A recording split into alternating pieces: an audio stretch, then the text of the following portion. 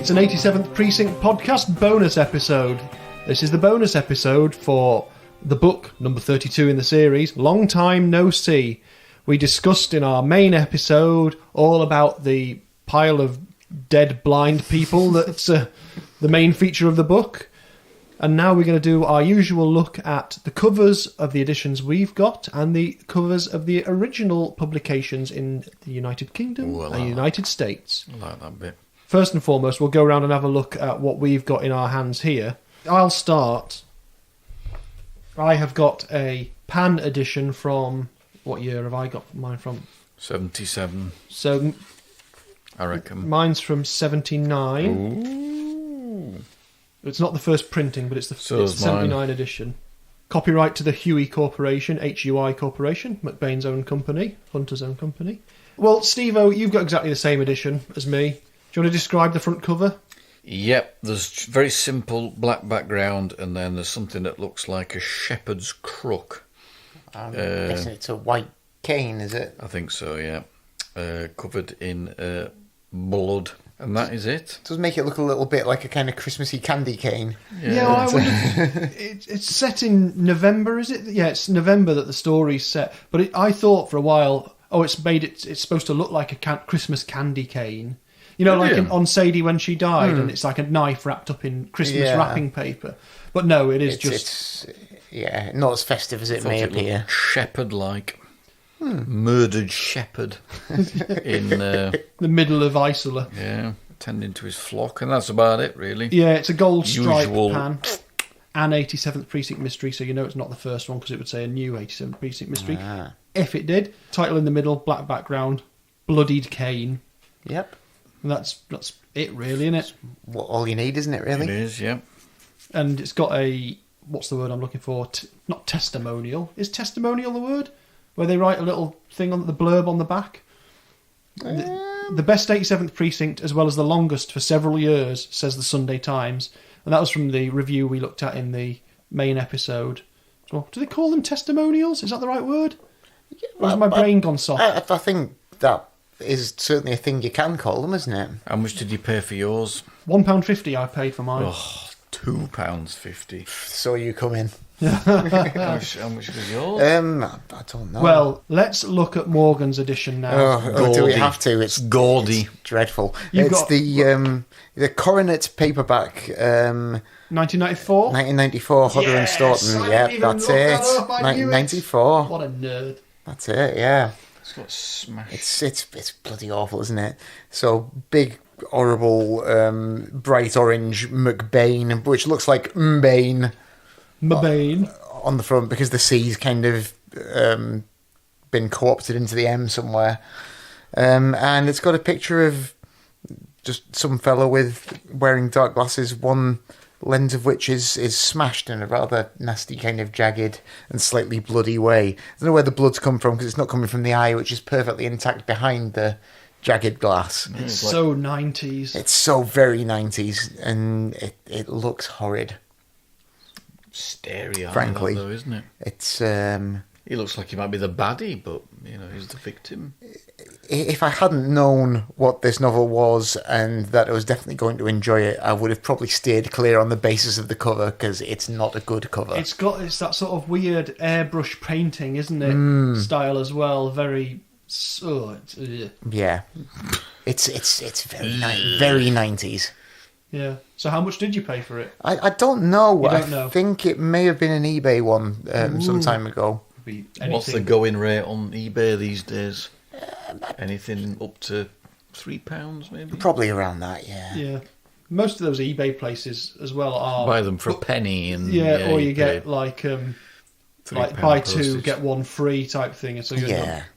getting them for next to nothing anyway. Yeah. Which was a discussion on our Twitter feed, Hark 87 Podcast, today, where people were sharing some pictures of their collections, and I was saying how sort of it's both nice and not nice to not have to collect anything anymore. So I don't have to be on the lookout for McBain books and I'm in a second-hand bookshop anymore. But the joy was doing that. So it's nice not to have to do it, because I've got all the 87 Precinct books. But I do miss that sense of like, I'm keeping my eyes open for something really specific that I'm looking for. You know, when you come across a stack of them somewhere, Yeah. like I did in Uttoxeter Markets once. I read them in order once upon a time and got started by getting the first 4 all in one go. And I think I did quite well just hunting them down and like stockpiling them.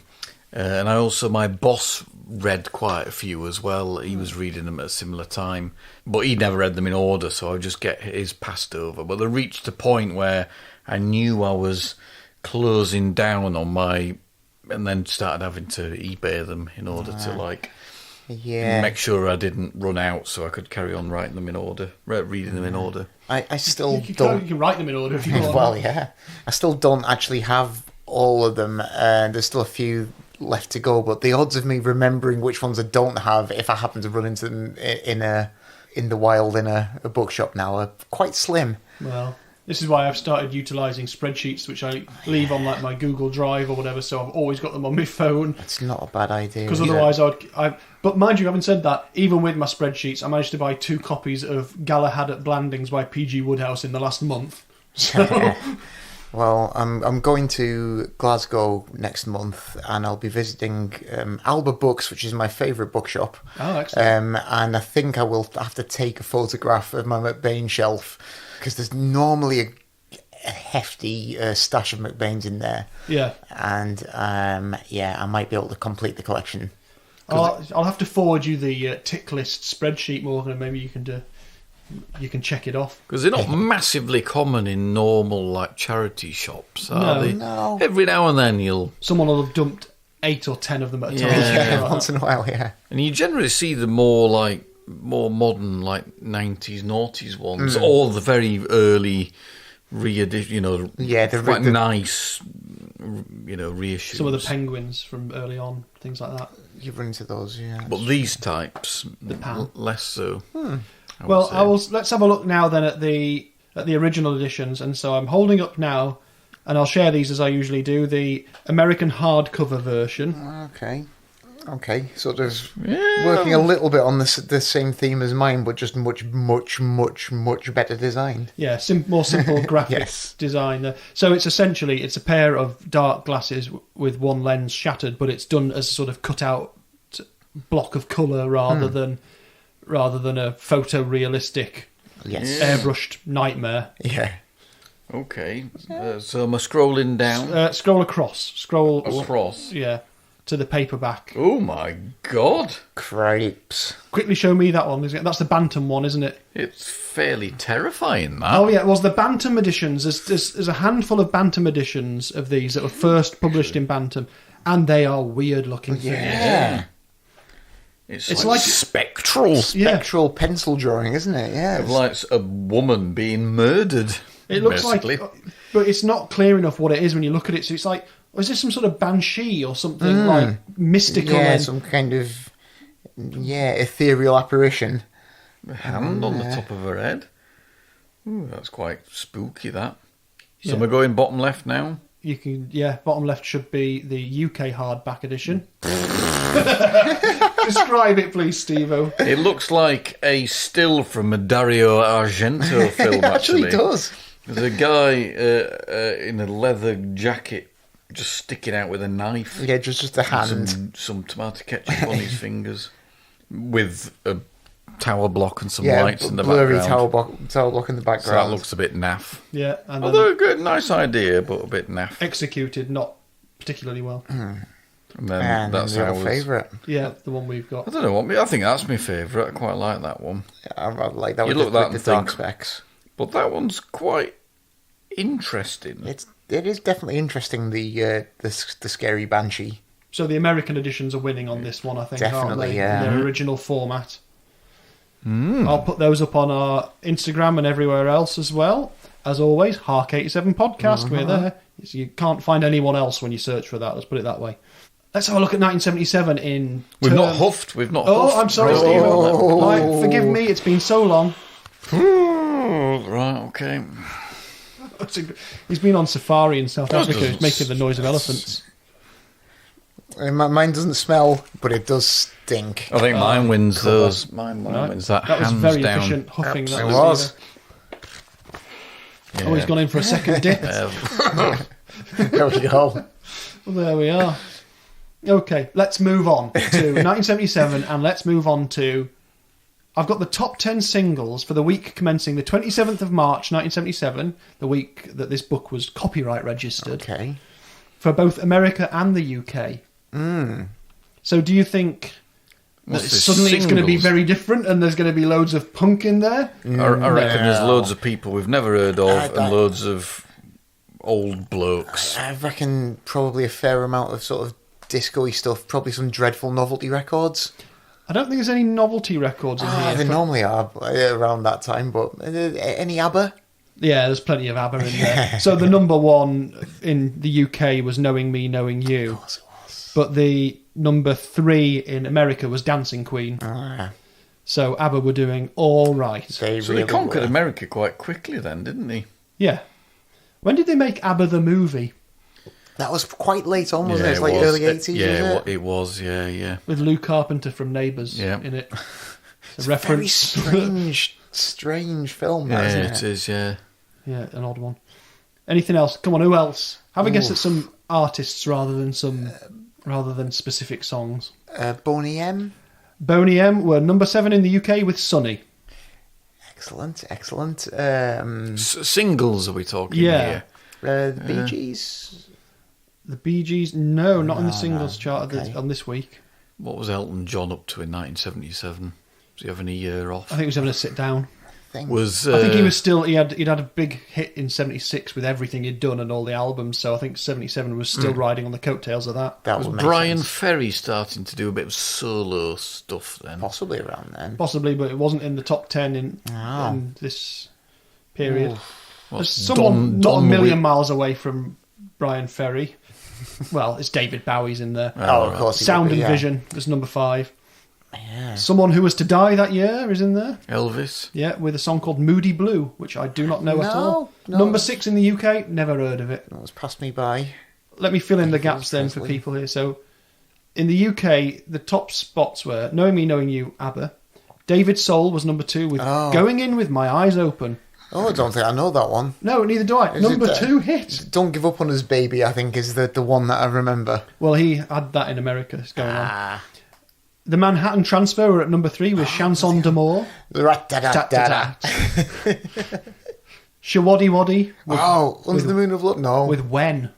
I don't remember that one. See, this must have been the week where all the people putting out singles that Really? no one remembers. Ah. Sound and Vision, David Bowie. Moody Blue, Elvis Presley. Sunny, Boney M. I Don't Want to Put a Hold on You by Bernie Flint. Bernie Flint. Ooh. Well, there we go. Who's Bernie Flint? Don't know. Something cavemen used to do. Bernie Flint. Was he half of McGuinness Flint with Tom McGuinness, who used to be in Manfred Mann, possibly? I might just be thinking that's him because he's called Flint. But Well, yeah. Who knows? you know. Don't know. I haven't got that information. I'm so sorry. Number 9 was Mary McGregor with Torn Between Two Lovers. Oh, I've vaguely heard that. I wouldn't have known who did it though. But the way the font looks on my pad here makes it look like Tom Between Two Lovers. Which is a very exciting prospect for Tom. Yeah, lucky old Tom. No, Bernie Flint won Opportunity Knocks. Ah, okay. That's a different Flint. Yeah. He's from Southport and he's still going. Excellent. Oh, Probably good on still him. in Southport, Good old Bernie. just up the road. Nice one. Number 10 was Boogie Nights by Heatwave. Of course. And quick rundown of the American top 10. Number 1, Rich Girl by Hall & Oates. Oh, yeah. Barbara Streisand with Evergreen, A Star Is Born in at number 2. Wow. Dancing Queen by ABBA, number 3 spot. Don't Give Up on Us, says David Soul at number 4. Don't Leave Me This Way at number 5, Thelma Houston. Good song, that. It is. Fly Like an Eagle, says Steve Miller, Miller, at yeah. number 6. Bob Seger is showing off his yeah. night moves. Oh, So- nice. See Bob Seger, forget about him. Like How would you the Midwest Springsteen. No, the Midwest Springsteen. Yeah. Is that on his T-shirts he sells at his shows? 10cc were in the number 8 spot In the with... States, 77. I reckon that's not the one that's. It's the one that they did after. I don't know, Dreadlock Holiday? No. I'm That Not was in Love, later. No, not in love. The one that's almost like Not in Love. And the Mandy one that's- Fly Me? No. No, there's The one one that's a direct line. It's like if you Yeah, got Not Dreadlock in Holiday and Not in Love and drew a line between it and bisected it. Yeah, you'd what's end it up- The called? Things We Do for Love. The Things We Do for of course Love. it is. Yeah. No, it's not what I'm thinking of. But Down that, in the rain, the snow. I think, yeah, Cream and what's its face Godly and Cream. was still in that at that point, just Yeah, I about. guess. Look, this isn't a 10cc podcast. We need to move on. If only it were, though. Hark, 10cc hashtag. No, they did one. They did Oh, one. he's still going. That was not. I'm not in love. Oh God! Right. Okay. Right. carry While on. he's doing that, I'll tell you that number 9 was Kenny Nolan. I Like Dreaming. I don't know him. And Mary McGregor was at number 10 in America with Tom Between Two Lovers. So, there you go. What about 1977 films? I'm sure you must be able to name some of those while Steve-O's still doing his research. Oh, heck. I feel like I should be able to, yeah. Oh, I don't know what. Well, Star Wars. Star Wars, yeah. The biggest grossing film in America, certainly in 1977, and I suspect worldwide. It's a good, there's a few good films on there. 1977. Think- Suspiria was released in 1977. It may well have been. It certainly wasn't one of the top grossing Well, films. of course No. it wasn't. No. Think Car Chases. French Connection. No, Nope. that was 1974. More car chasey than that, and more comedy than that. I say car chases, basically. Oh well, no. Cannonball Run. No. Oh, The other one that would be on ITV in the afternoon. Smokey and the Bandit. Smokey and the Bandit. Marvellous. Second highest grossing film of 1977. Yeah, it's good. It beat Close Encounters of the Third Kind, I was wondering what Spielberg was up to. There we go. which itself beat Saturday Night Fever. Oh, of course, yeah. I knew there was a reason why I thought the Bee Gees ought to be in the charts. There we Yeah, go. I suspect they were in the album charts, Yeah. which I haven't got here. The Goodbye Girl, I don't know that one. Their big singles must have come in like 78 then, Possibly. Yeah. off the back of the film. Mayhap. Well, it may well be. Maybe they'll crop up soon. The Goodbye Girl, I've never heard of. No. Number 6, A Bridge Too Far. Oh, yeah. It's a brilliant I'm film. afraid, sir, we might have gone a bridge too far. It's like, There we go. that's the name of the film. It's how every film should end, which is someone saying the title of the film. Imagine you I'm did so that. fed up of all of these Star Wars. Yeah. I think everyone in the cast should say it all at once, though. Yeah. The Deep was number 7. That's basically someone made that because Jaws was successful. Yeah, Oh, it was, yeah. Number 8 was a Bond film. Moonraker? No, it was A Spy Who Loved Me. It was The Spy Who Loved Me. Like Heavens Above Me, The Spy Who Loved Me. Number 9 was a film called Oh God. It's got an exclamation mark at the end. Oh, there we go. And number 10 was Annie Hall. Oh. La-di-da. Yeah. There we go, yeah. Best picture, that was. I promise you, listeners, we are nearly done with this crap. Carry on. He's already gone wrong, you see. Carry on. That's the irony. He's already gone wrong. Is this the last one? We're not talking No, about it's not Carry the On. last one, but we Oh. are talking about Carry On. This is a strange one. You'll never guess this one. It's the last one. No, it's not the last one. It's a carry-on film, but it's not called Carry On something. Is that what you're trying It's to tell called us? Something Carry On. What's a Never Carry stop On? carrying on. One word. Who carry on? Don't carry on. Don't carry on. Definitely what it should have been called. Carry. I'm gonna put. It's called That's Carry On. Oh, And God can you Almighty. can you guess what type of film it was? Is it a compilation? Yes, it was a compilation episode, and I've written one word. Shite. I've written a one-word note here, and it just says pissing. So the conceit of this film is that Barbara Windsor and Kenneth Williams get trapped in a film vault somewhere as themselves, not as characters, and they look through old film reels of Carry On films they've made. During the entire thing, Kenneth Williams more and more needs to have a wee. Wow. And so when you cut back to them, it's basically about Kenneth Williams needing a piss. Sounds like a documentary. It might well have been. It was just CCTV footage of a real life event for 88 minutes. Oh, God. It sounds excruciating.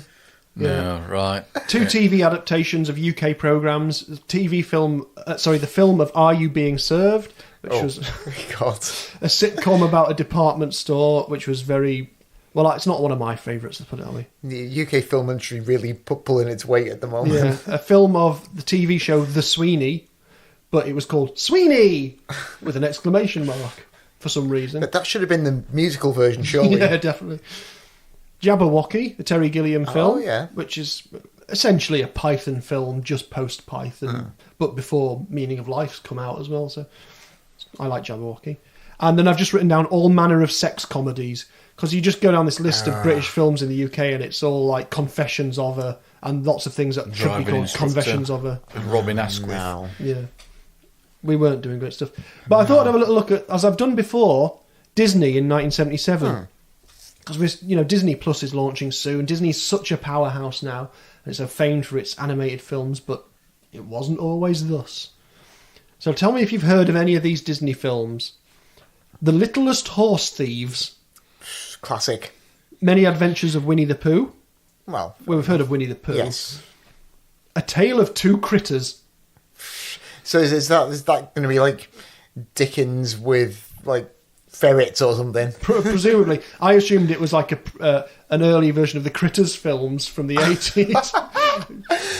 I hope it is like a Critters film, but based on Dickens. That would be great. That would be it, yeah. The Rescuers. There we go. We've heard of The Rescuers. Yes. That was quite a well-known one.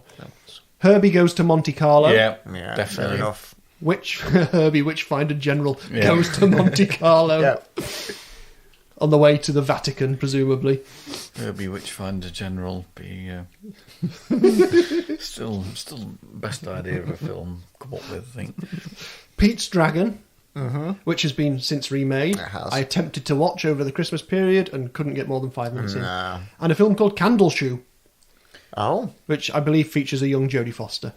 Sounds like I was in charge of their output that year. It does. It does. Candleshoe, Yeah. budget approved. Stamp from the office of Royston. Jodie Foster plays a girl with candles in her shoes. Or are her shoes made of candles? We just don't know. 5 million. Either way, it's a hit. Animated segments where mice put candles in her shoes.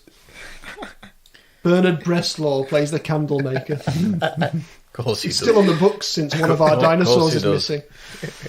Open the big list of stars. Thwack. B. Breslaw. Get me Breslaw. So yeah, I hope now we're back for 2020 people aren't disappointed that we've not made any changes No. particularly here. We've not progressed. If anything, we may have regressed. We quite possibly have. We're nearly done with Carry On Film, so maybe this stuff will lessen. How many more have we got to go in the... Not counting that stupid one they made in the 90s? We're counting that. That's going to crop up. We've technically got 2 more to come, Oh, but right, okay. only 1 in the immediate future. I was going to say, is there a... I'm not going to start talking about the stage plays and things Oh, like that. no, God, let's The not. what? There's all sorts. What was the...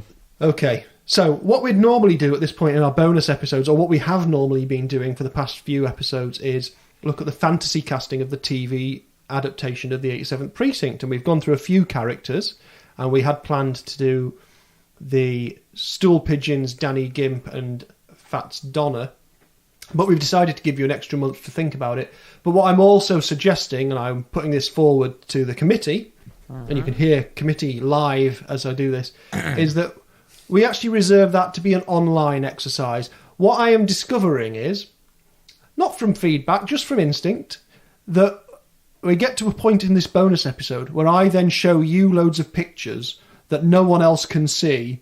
And we also don't include anyone in the voting. Whereas actually this would be a good opportunity for everyone to, for each book that we do, we'll still pick who we're going to cast, and we'll look at the results of the votes, but we're going to do it online.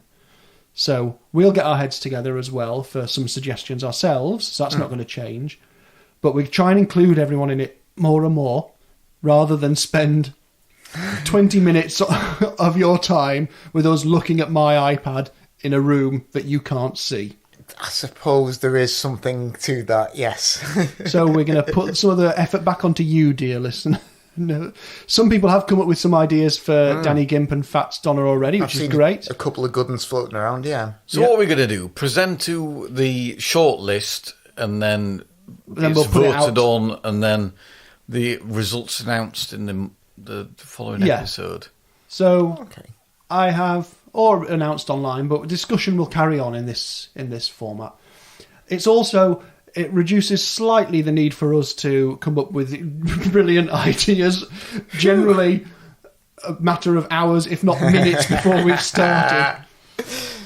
Because generally speaking, we've had some very good suggestions from people. Definitely. And it would be nicer that rather than just us making it up as three people who live in almost exactly the same situations in the same place with the same backgrounds and the same, generally the same opinions, that we could open it up. So that's why we're not doing it this month. So keep an eye out on social media for that. I will figure out a way of doing it, and it'll mean I can share pictures as well rather than just saying names on a podcast.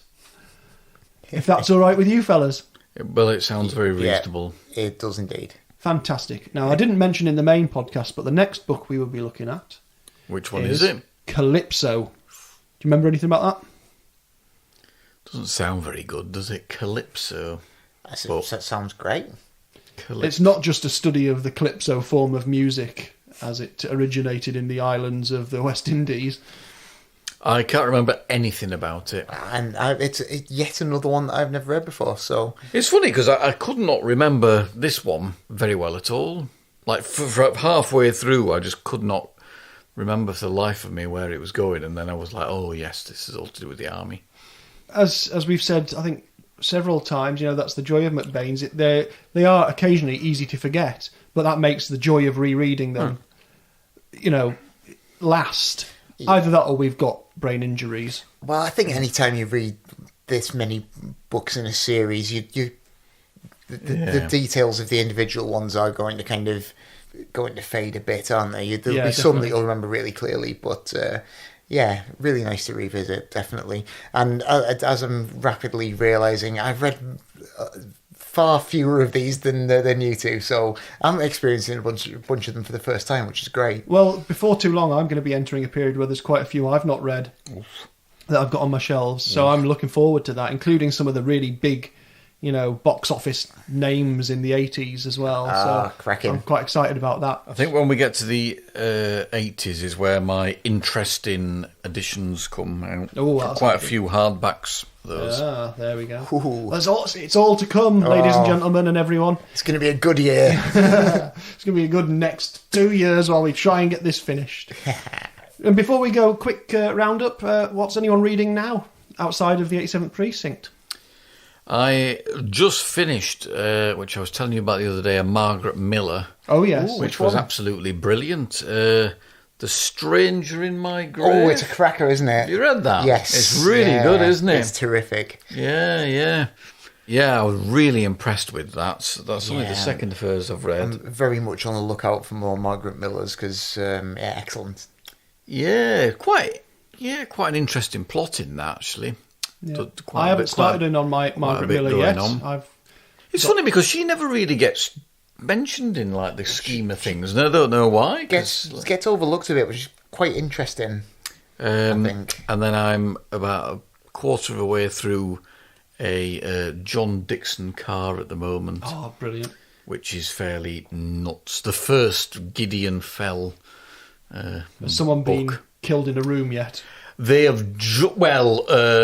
The light's just gone out. Oh, excellent! Yeah. Oh, you'll be ganting to get back home to read that. 1933. That he wrote those over a big old time spell. So yeah, the first one, 1933. So what about you, Morgan? What's troubling your nighttime read?